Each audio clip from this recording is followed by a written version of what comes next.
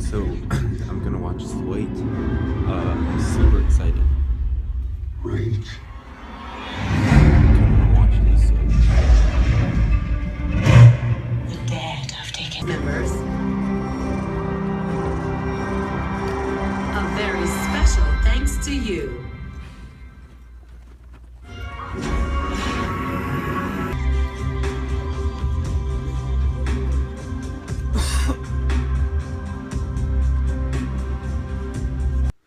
Alright guys, so like I said in my How to Be a Latin Lover review, after that film I watched Sleight.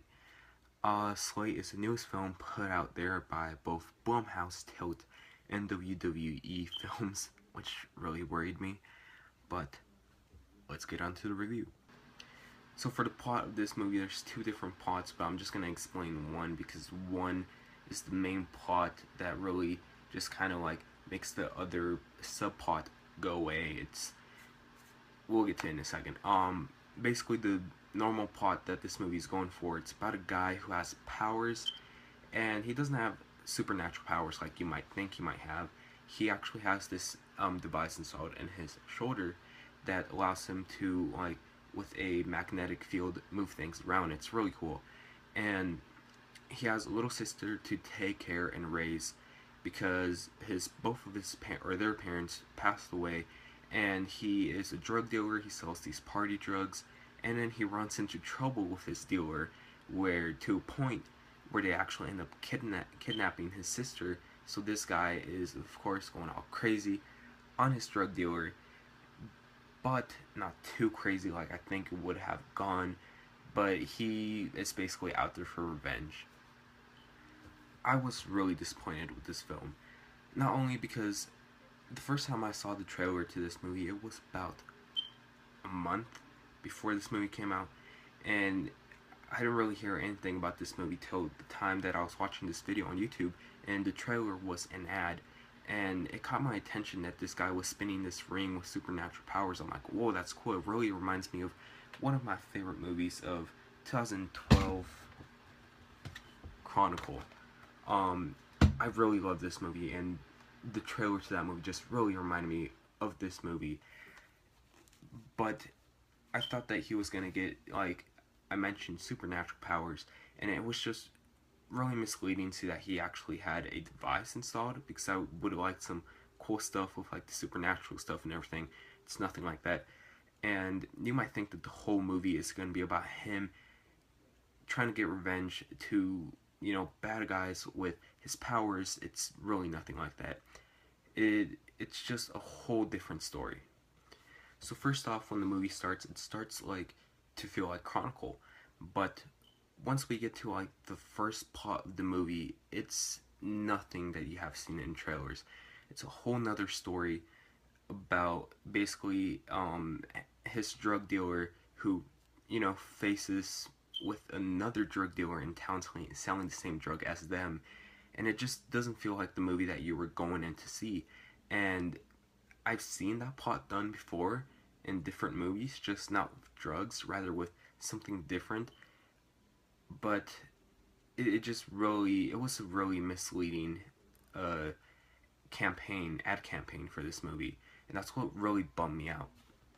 But then after that first plot that you get introduced to, it's quite interesting, you're into it, and then of course this main plot thing that I just explained to you guys happens, and they just leave that plot behind, and they never get back to it ever again. They just leave it, they just pretend it never happened, and you're just so interested to the first plot. They go into the second plot, and then you're all like, can we just get a little bit more of that first plot and just maybe still add the powers that this kid has?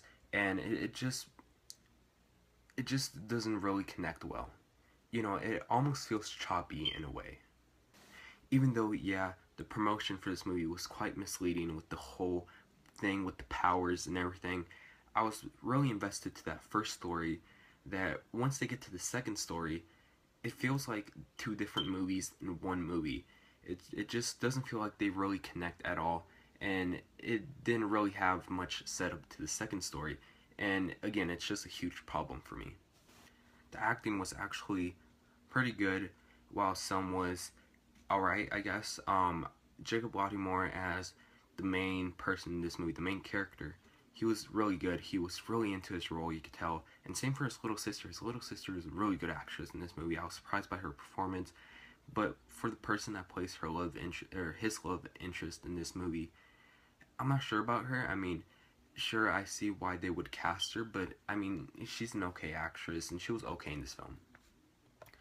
And once again, not to mention, the whole thing with the superpowers was only about 30% of the film, while the other 70% of the film had to do with the drug deals and, you know, the whole problem.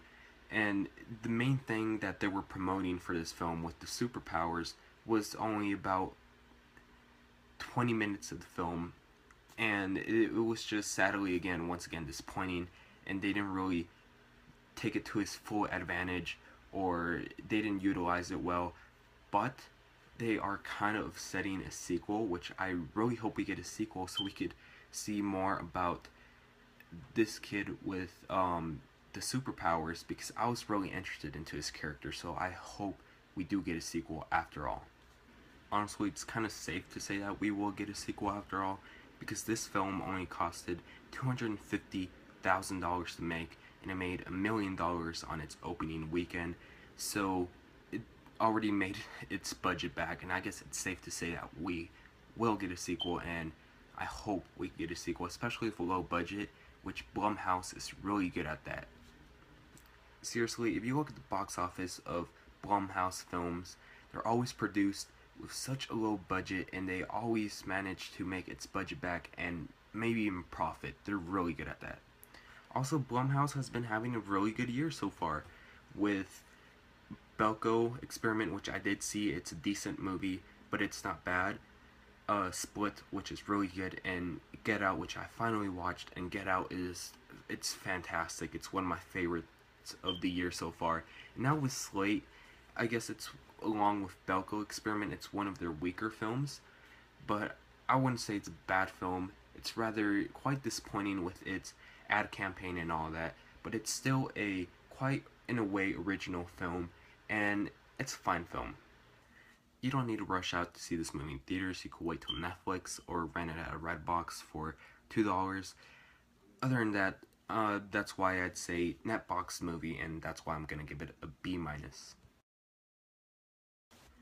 But if you guys do decide to watch this in theaters, a matinee will be fine. But anyways, like always guys, thank you so much for watching this video. Please like and subscribe. My next movie day will be for Guardians of the Galaxy Volume 2, so make sure to keep an eye out for, you know, just look out for that review and movie day. I'm really excited.